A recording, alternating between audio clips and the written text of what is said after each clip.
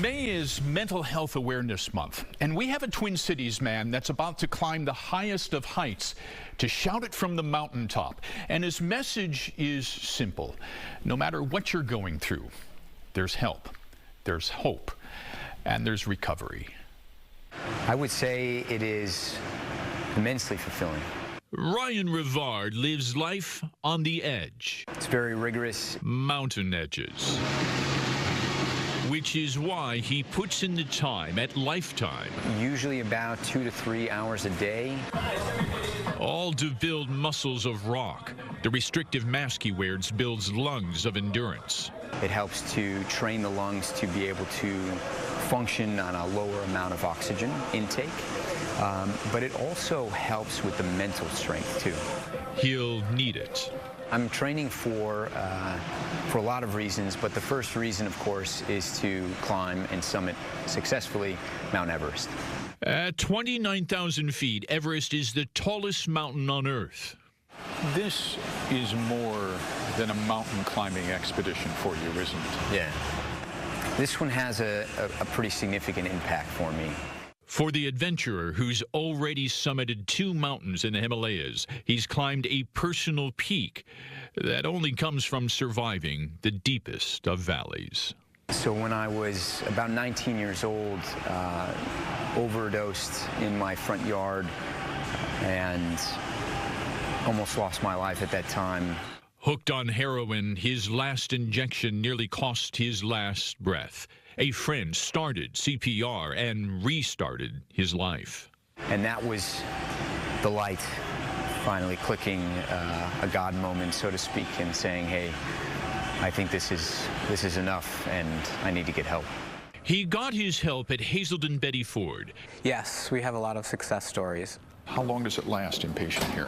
Well, it can vary from 21 to 60, maybe even 90 days. Tim Helmicke is a leader at the Foundation's Center for Teens, Young Adults, and Families in Plymouth, Minnesota.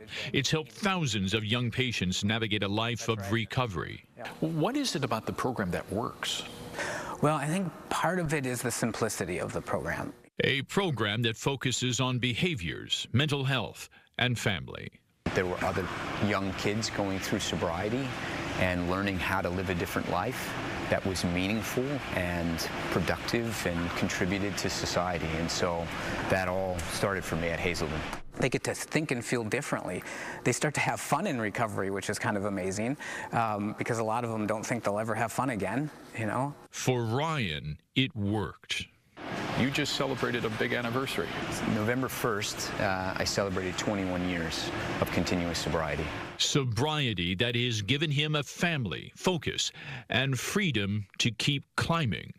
For me, Everest is the pinnacle of human endeavors.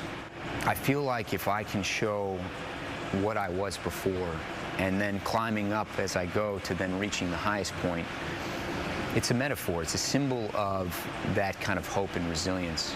And for Tim Helmicke, it's a testimonial for the power of recovery. And a great message to send anyone out there that's hopeless around recovery, because there is hope. And this is at one, example of that. A message that peaks can rise from valleys. I think it's an opportunity for others to see that and again maybe accomplish their own Everest, so to speak. Now, Ryan is currently in Nepal. This is his latest picture from base camp. He's expected to summit any day now, and we'll keep you updated on his progress. He's not just doing this for Mental Health Awareness Month, but also to raise funds for mental health centers and scholarships for recovery centers. If you'd like to help out, you can check out his website at theryanrivard.com.